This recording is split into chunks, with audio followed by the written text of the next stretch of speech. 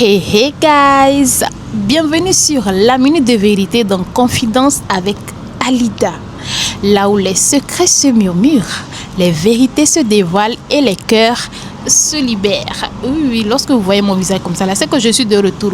Je vais bientôt disparaître. Tant que vous m'envoyez vos histoires, je serai là.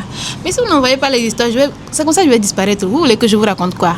Que je tape sur chat je vais me blesser.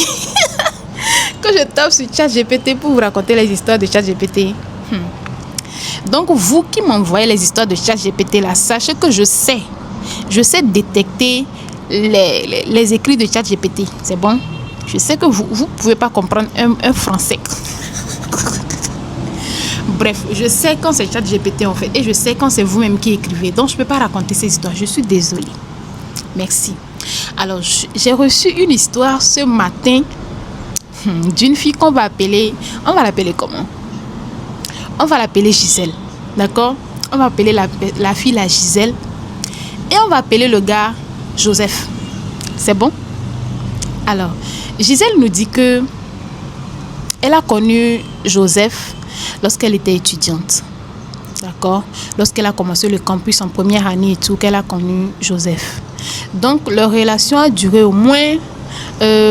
pendant 6 mois comme ça, tout allait bien.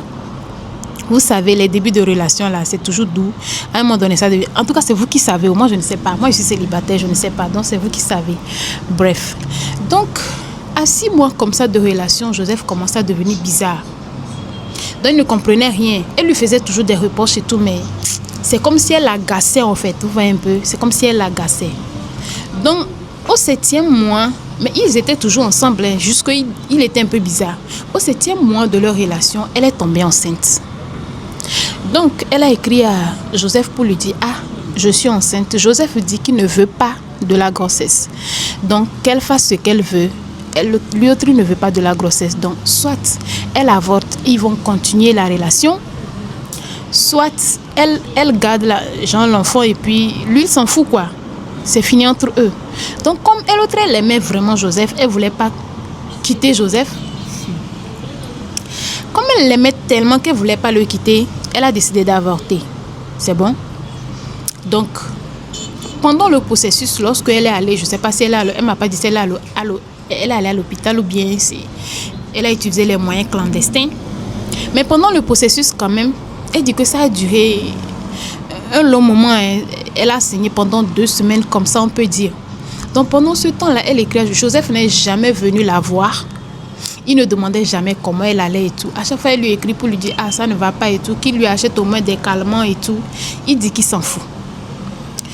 Et un jour maintenant, Joseph lui écrit pour lui dire que elle le dérange en fait. Et que son ex est revenu. Donc qu'elle sache que si lui, il était avec elle, c'était parce que son ex l'avait quitté. Donc son ex est de retour, elle n'a qu'à se chercher. Et jusqu'à présent, si elle lui répond là, c'est parce que elle a dit que genre, elle souffre quoi. C'est parce qu'elle a dit qu'elle souffre que lui, il continue de lui répondre. Sinon, il y a longtemps, lui n'est plus dans son affaire. Gaston, si quelqu'un vient vous réveiller à 1h du matin un jour pour vous dire « Allons tuer mon ex là. Pardon, suivez la fille là et allez tuer l'ex là, s'il vous plaît. » C'est bon? Après, vous allez discuter. Merci. Donc, Joseph lui dit ça comme ça. Elle dit, elle a pris sur elle. Parce qu'elle l'aimait. Elle a pris sur elle. Elle a souffert. Elle est restée dans son coin et tout. Après un mois, Joseph revient. Il lui écrit, oh, je suis désolée, nanana. C'était pas ce que tu penses. Des excuses bidons. Mais comme elle l'aimait, elle a accepté. Elle lui a pardonné. Ils sont revenus ensemble. Donc, pendant ce temps-là, Joseph, il vivait en famille. Et elle également, elle vivait en famille. Maintenant, la relation, c'était toujours comme ça. Et elle dit que pendant les fêtes, les moments de trucs là, de réjouissance et tout, il ne fait jamais de surprise, jamais de cadeaux. Il ne lui donne jamais rien. Même pas la... Il ne lui donne jamais rien. Même pas l'argent pour dire, ah, prends ça là pour t'acheter ceci. Prends ça là, jamais rien. Au moins du Saint-Valentin, au moins bouquet de fleurs, rien. Il donne jamais rien. Même caleçon là. il sait pas, genre, comment est-ce qu'elle fait pour s'acheter son caleçon, en fait. Ouais, un peu. Mais elle était toujours là. Parce qu'elle l'aimait.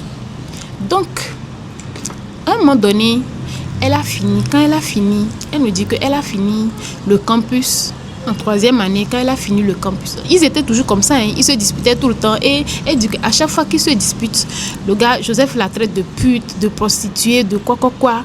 Il l'insultait comme ça, mais elle prenait toujours sur elle. Maintenant, après la 3e année, quand elle a eu la licence, elle a dû déménager parce qu'elle avait trouvé un petit boulot dans un petit village quelque part, parce que c'était un peu loin de la ville. Donc, elle a dû déménager pour être proche du boulot. Voilà. Donc, Joseph, il était toujours en famille.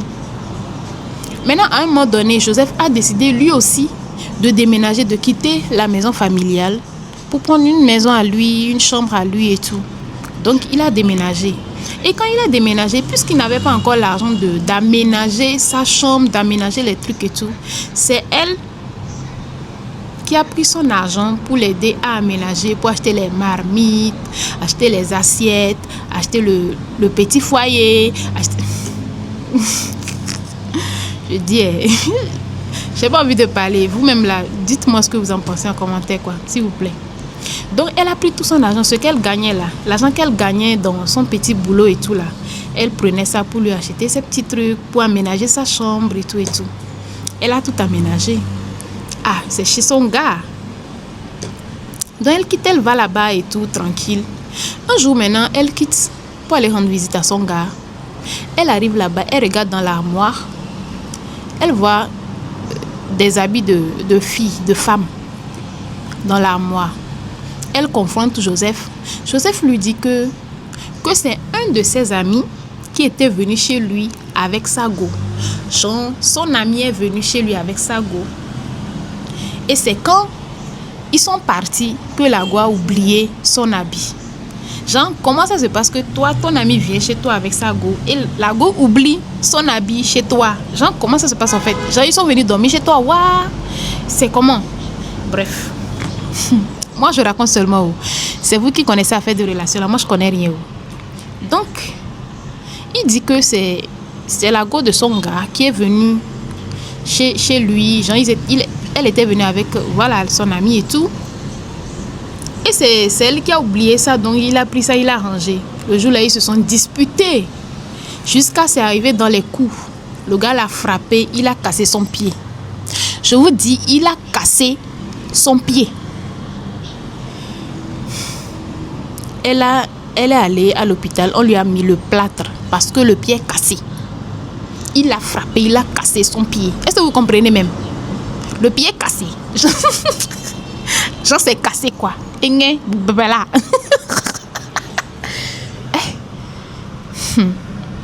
On lui a plâtré le pied. Jusqu'à même elle a pris une convocation amenée au gars. Le gars refusait de répondre à la convocation. Sa maman même a appelé le gars fatigué. Le gars ne répond pas. Elle m'a dit qu'ils se sont disputés après ça et tout. Parce qu'il devait payer les soins et tout et tout. Le gars refusait, il n'a pas fait. Donc, elle s'est soignée et tout et tout. Le gars n'est jamais venu pour dire, ah, je suis désolé ou bien, prends ceci, tu vas aller. Au moins, excuse-moi, je n'ai pas su que ça allait dégénérer comme ça. Au moins, je vais t'amener à l'hôpital. Rien. Elle s'est soignée toute seule. Avec l'aide de sa maman et de son papa et tout. Après qu'elle est guérie maintenant, ou bien après qu'elle soit guérie, bref, quand elle est guérie, quand le pied a guéri maintenant, voici Joseph qui revient. Oh, je suis désolée. Oh, pardonne-moi. Oh, ceci. Oh, cela. Et elle a accepté. Elle a accepté. C'est vous qui connaissez, c'est vous qui êtes déjà tombé amoureux. Moi, je ne sais pas. Je ne suis jamais tombée amoureuse. Je suis célibataire. Je ne sais pas. Bref. C'est comme ça. Quand vous tombez amoureux, là, c'est comme ça vous faites. En tout cas. Donc, elle a accepté. Elle a accepté. Elle a pardonné encore à Joseph. Et ils se sont encore remis ensemble. Pendant ce temps, Joseph ne lui donne jamais rien. Joseph ne lui donne jamais rien. À la première dispute, il l'insulte de pute. il insulte de ci, il insulte de ça. Il la traite de tous les noms en fait. Bref. Donc, après ça, quand il lui a pardonné, ils ont recommencé leur relation petit à petit, comme ils faisaient. Petit à petit et tout. Maintenant, après, elle dit, après ça, 3 mois comme ça, à peu près, après l'incident, voilà, 3 mois après son rétablissement, elle se rend compte que elle avait reçu le message d'une fille. Est-ce que c'est le message? Non. Voilà, elle dit, 3 mois comme ça après son rétablissement, voilà, une fois elle fouillait dans le téléphone de Joseph, elle est tombée sur certaines discussions. Donc apparemment, Joseph sortait avec une nouvelle fille, une nouvelle étudiante. Voilà. Maintenant, l'étudiante là vit... Bref, ça c'est des détails. Donc Joseph sort avec une nouvelle fille. Joseph sort avec une nouvelle fille. Une nouvelle petite étudiante. Et l'étudiante, elle m'a dit, elle n'a que 20 ans, non? Voilà. L'étudiante n'a que 20 ans. Elle a pris le numéro de la fille là. Elle a écrit à la fille comme si de rien n'était, genre, comme si elle avait tout juste trouvé son numéro et tout, genre, comme si... Bref, en tout cas, elle n'a pas dit à la fille immédiatement que elle est la copine ou bien l'ex de Joseph ou un truc comme ça. Genre, elle n'a pas laissé entendre qu'elle avait une quelconque relation avec Joseph. Donc, elle écrivait à la fille jusqu'à même elles sont devenues amies. Elles s'entendaient bien. La fille lui raconte des trucs concernant les deux, concernant elle et puis Joseph. Maintenant, quand elle vient, elle demande des comptes à Joseph. Joseph dit que lui ne connaît pas cette fille-là. À un moment donné, elle se rend compte que la fille-là en question, on va l'appeler comment? On va l'appeler Clémentine. Elle se rend compte que Clémentine est tombée enceinte de Joseph. Et Clémentine, les parents de Clémentine ont mis Clémentine dehors. Soit disant que Clémentine doit aller vivre avec son mari, puisqu'elle s'est laissée enceinte et tout. Elle n'est qu'en première année au campus.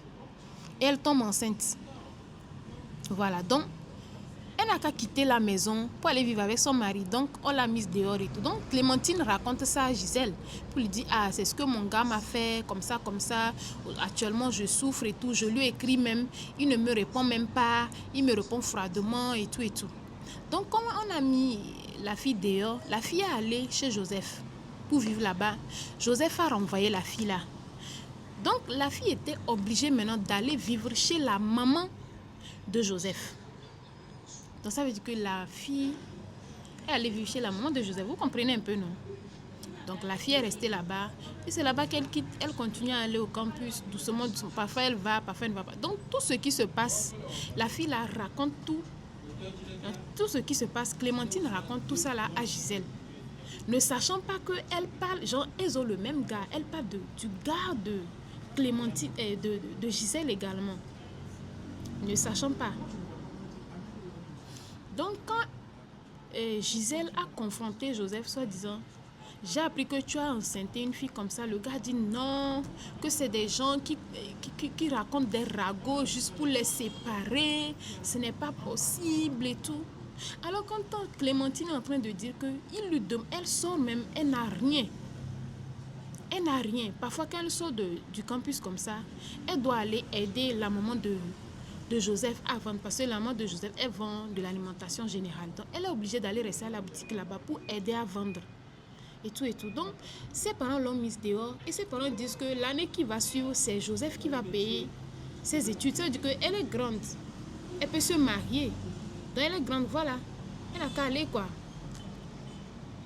Maintenant, quand elle appelle Joseph pour lui dire, ah, au moins, les caprices de grossesse, ou bien, bon, est-ce que c'est vraiment caprice? Parfois, c'est caprice, mais parfois, bref, je ne sais pas. Je ne sais pas.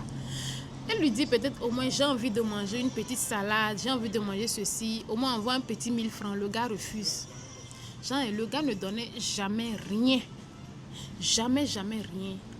Pour qu'au moins, qu'elle puisse acheter quelque chose, qu'elle puisse prendre soin d'elle. Il ne donne rien. Il continue de mentir à Gisèle que ce n'est pas lui, genre, il n'a enceinté aucune fille. Clémentine, l'autre, elle est là, elle raconte tout à Gisèle. Genre, elle ne sait pas que c'est le gars de... Elle ne sait pas que c'est le gars de Gisèle. Genre, tout ça là, c'est mélangé. Donc, actuellement, Gisèle nous demande qu'est-ce qu'elle doit faire. Et, écoutez très bien, elle aime toujours le gars. Hein. Elle est toujours avec elle. Hein. Et avec lui. Hein. Donc, elle dit qu'elle ne sait pas quoi faire actuellement. Elle ne sait pas quoi faire. Genre, si elle doit dire à Clémentine que le gars en question, c'est son gars, genre, qu'elle lui dise ou qu'elle ne lui dise pas. Genre, qu'elle lui dise ou bien qu'elle quitte juste le gars tout simplement. Puisque le gars même refuse de reconnaître qu'il a enceinté une fille. Elle ne sait pas quoi faire. Donc, elle me dit de raconter son histoire ici afin que les pépites puissent donner leur avis pour voir si, qu'est-ce qu'elle va faire. Parce que elle aime bien Gisèle, enfin, elle aime bien Clémentine en tant que copine et tout. Elle aime bien parce qu'elle voit que c'est une petite fille. La petite est en train de souffrir aujourd'hui. Mais d'un autre côté, c'est son gars également. Elle ne sait pas si elle doit lui dire que c'est son gars depuis le début. Je sais, elle doit lui dire que depuis le début, si j'avais pris ton numéro, c'était pour te confronter parce que c'était mon gars. Parce que finalement, elle ne l'a plus fait. Elle ne l'a plus confronté. Parce qu'elle a vu que la fille la souffrait tellement. Genre, comme elle, quoi. Elle souffrait comme elle. Et les deux sont amoureuses. Les deux sont amoureuses de Joseph. Les deux l'aiment. Aucune d'entre elles ne veut laisser le gars. Pourtant, le gars, c'est un malfrat. C'est le nom qu'il mérite en fait. C'est quoi ça? Bref, donnez vos avis en commentaire. Qu'est-ce que vous avez pensé de cette histoire-là? En tout cas, c'est l'histoire-là qui m'a ramené encore vers vous. J'attends vos avis en commentaire. Et je profite de vous dire que ici, sur cette chaîne-là, on ne va pas que raconter les histoires de gourmets, de garçons, de quoi ou quoi. On raconte également des histoires d'horreur, des histoires paranormales. Est-ce qu'il y a des amoureux du paranormal ici? Si vous êtes là, manifestez-vous, envoyez vos histoires parce que ça va chauffer. Je vais bientôt commencer les histoires paranormales. Soyez connectés parce que vous allez adorer. J'ai plein d'histoires, j'ai plein ici à vous raconter. Si vous saviez. En tout cas, c'était Alida. On se capte toujours. Bisous.